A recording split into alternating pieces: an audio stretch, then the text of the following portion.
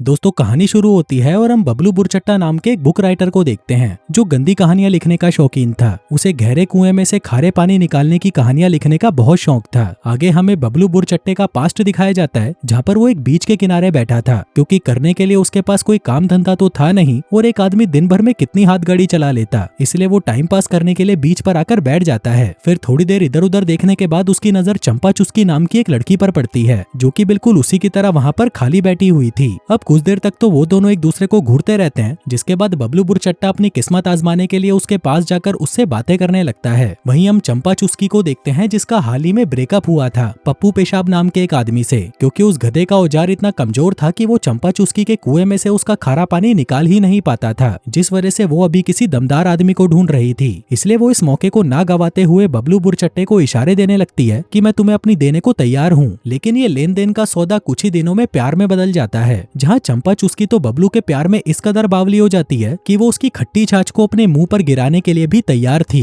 वहीं दूसरी तरफ हम बबलू बुरचट्टे की बात करें तो वो एक 2 कौड़ी का राइटर था जिसे गधा मजदूरी की कहानियां लिखने के अलावा और कुछ भी नहीं आता था। ऊपर से उसके पास रहने के लिए घर भी नहीं था, जिस वजह से चंपा चुस्की उसे अपने साथ रहने के लिए कहती है ताकि वो वहाँ पर रहकर अपने काम पर ध्यान दे सके। अब बबलू बुरचट्टा उसकी बात मान जाता है और उसके साथ उसके अपार्टमेंट में रहने लगता है। अब ऐसे ही कुछ महीने निकल जाते हैं जहाँ घर चलाने के लिए चंपा चुस्की काम करती थी और ये चूतिया पूरे दिन बस घर पर बैठा गांजा फूकता रहता था। जो बात जब चंपा चुस्की को पता चलती है तो वह उससे इस बारे में पूछने लगती है, लेकिन बबलू उल्टा उस पर ही भड़क जाता है और उसे गालियां देता हुआ अपना सामान उठाकर उसका घर छोड़कर वहां से चला जाता है। जिसके बाद वो अपने टाइपराइटर को एक नदी में फेंक देता है, जिसके साथ ही उसका राइटिंग का करियर भी डूब जाता है। आगे जब वो एक जगह पर परेशान बैठा था तभी उसे जॉनी जिनावर नाम का एक आदमी मिलता है। वो उससे पूछता है कि तुम कहाँ जा रहे हो। बबलू बुरचट्टा कहता है कि मुझे खुद नहीं पता मैं कहाँ जा रहा हूँ, मेरे पास ना घर है ना पैसे हैं, ऊपर से मुझे 2 दिन से टट्टी भी नहीं आई। जॉनी जिनावर कहता है कि भाई मैं समझ गया तेरी बात, तू एक नल्ला है, लेकिन तू चिंता मत कर, तू मेरे साथ चल, मैं तुझे काम दूंगा और रहने की जगह भी दूंगा। जिसके बाद वो बबलू बुरचट्टे को अपनी बोट पर ले जाता है जहाँ पर वो अपनी पत्नी कंगाली और बेटे बर्बादी के साथ रहता था। अब जॉनी जिनावर का इतना अच्छा बर्ताव देखकर बबलू बुरचट्टा उसके साथ रहने लगता है और उसके काम में भी हाथ बटाता है। पर वो यहाँ पर काम करने के साथ साथ अपनी गर्लफ्रेंड चंपा चुस्की की समुद्र के किनारे दबा कर लिया करता था। दरअसल चंपा चुस्की को बबलू का हथियार लेना इतना पसंद था कि वो उनकी लड़ाई भूलकर वापस उसके पास आ गई थी। फिर ऐसे ही एक दिन जब एक गैराज में बबलू चंपा की दबाकर सर्विस कर रहा था तभी चंपा उसे कहती है कि आजकल मुझे कुछ भी अच्छा नहीं लगता, मेरा मन मचलने लगता है और मुझे दिन भर उल्टियां होने लगती हैं, लगता है कि मेरे पेट में तुम्हारे प्यार की निशानी है। अब ये बात सुनते ही बबलू बुरचट्टे की फटकर 64 हो जाती है और वो उसे कहता है कि ऐसा नहीं हो सकता, मैं तो हमेशा अपनी खट्टी छाछ की पिचकारी तुम्हारे मुंह पर ही फेंकता था, तो ऐसा कैसे हो सकता है। चंपा चुस्की कहती है कि वो सब तो मुझे नहीं पता, पर ये बच्चा तुम्हारा है और अब तुम जल्दी से मुझसे शादी कर लो। जो सब सुनकर उसकी और ज्यादा फट जाती है और वो पतली गली पकड़कर वहाँ से निकल लेता है। तभी उसको मनाने के लिए चंपा चुस्की उसके पीछे पीछे आती है, पर तभी अचानक उसका पैर फिसल जाता है और वो समुद्र में गिर जाती है। जिसको तैरने के नाम पर घंटा कुछ नहीं आता था तो वो डूबकर मर जाती है। वहीं बबलू बुरचट्टा उसे बचाने की कोशिश तो करता है, पर तभी वो सोचता है कि यही सही मौका है इससे पीछा छुड़ाने का और अपना पिछवाड़ा उठाकर वहाँ से गायब हो जाता है। अगले 2 दिन बाद हम देखते हैं कि बबलू बुरचट्टा वापस उसी जगह पर जाता है जहाँ उसे चंपा चुस्की की बॉडी पानी में तैरती हुई दिखाई देती है। अब बबलू जल्दी से वहाँ पर जॉनी जिनावर को बुलाता है, जिसके बाद वो दोनों चंपा चुस्की की बॉडी को पानी से बाहर निकालते हैं। हम देखते हैं कि बबलू को चंपा के लिए दुख तो हो रहा था, लेकिन फिर भी वो जॉनी जिनावर को इसके बारे में कुछ नहीं बताता। फिर थोड़ी देर बाद वहाँ पर पुलिस भी आ जाती है, लेकिन उनके हाथ वहाँ पर कोई सबूत नहीं लगता।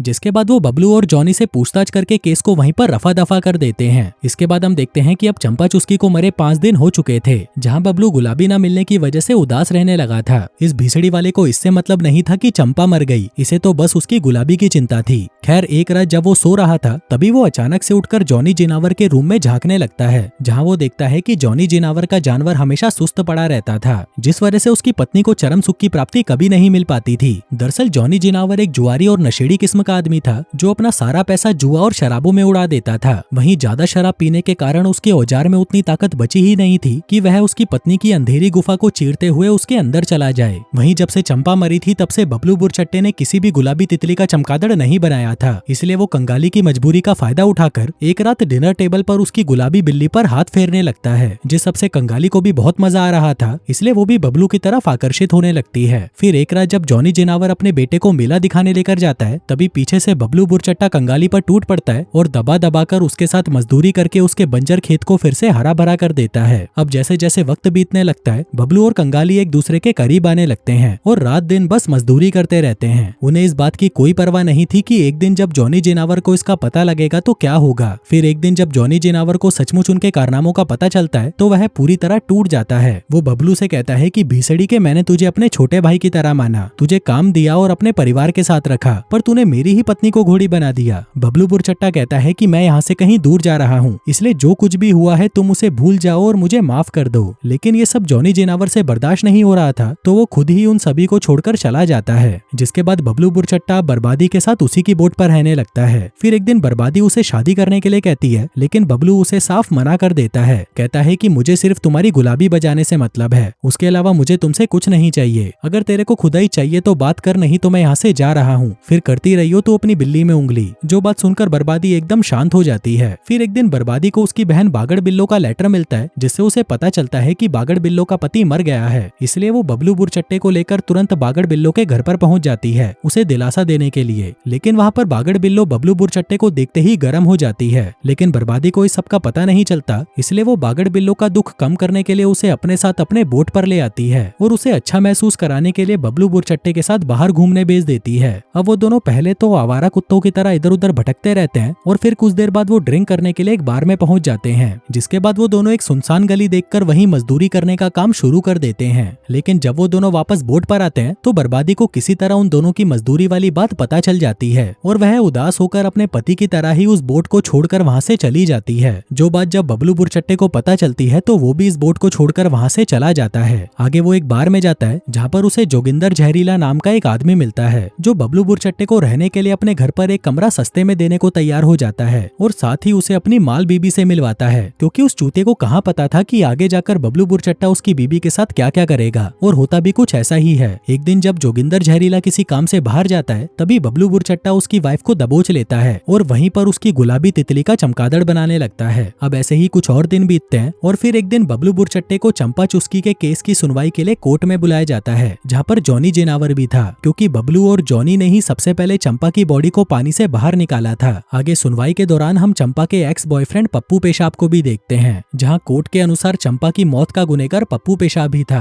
क्योंकि वो उसके साथ शारीरिक शोषण करता, उसे मारता पीटता, यहाँ तक कि वो उसकी प्रॉपर्टी पर भी कब्जा करना चाहता था। इसलिए कोर्ट द्वारा उस पर चंपा के मर्डर का इल्जाम लगाया जाता है, क्योंकि सारे सबूत उसके खिलाफ थे। जिसके बाद कोर्ट उसे फांसी की सजा सुनाता है। लेकिन वो बेचारा तो निर्दोष था, जिसका पता सिर्फ बबलू बुरचट्टे को ही था। लेकिन वो तो वहाँ पर बस चुपचाप बैठा रहता है, क्योंकि उसकी भी फटी पड़ी थी कि कहीं ये लोग सारे इल्जाम उस पर लगाकर उसे भी जेल ना भेज दें, और अगर वो जेल के अंदर चला गया तो उसके तड़पते नुन्नू की प्यास कौन बुझाएगा। आगे हम देखते हैं कि बबलू पप्पू को बचाने की एक आखिरी कोशिश करता है, जिसमें वो कोर्ट को एक लेटर लिखता है कि पप्पू पेशाब निर्दोष है और चंपा चुस्की की मौत बस एक एक्सीडेंट थी। लेकिन कोर्ट उसके लेटर को इग्नोर कर देता है। आगे वो उसी समुद्र के किनारे आकर खड़ा हो जाता है जहाँ पर चंपा चुस्की की मौत हुई थी। जिसके बाद वो वहाँ पर उसकी याद में एक पत्थर फेंककर किसी और लड़की की पिंकी बजाने के लिए वहाँ से निकल जाता है। साले इस घीड़ मरे की किस्मत बहुत अच्छी है, चाहे इसे रहने के लिए घर ना मिले, खाना ना मिले, कपड़े ना मिले, यहाँ तक कि पिछवाड़ा धोने के लिए पानी भी ना मिले, लेकिन इसे गुलाबी टाइम टू टाइम मिलती रहती है। काश ऐसी किस्मत मेरे सभी सब्सक्राइबर्स की भी हो। और दोस्तों, इसी के साथ ही ये कहानी यहीं खत्म हो जाती है।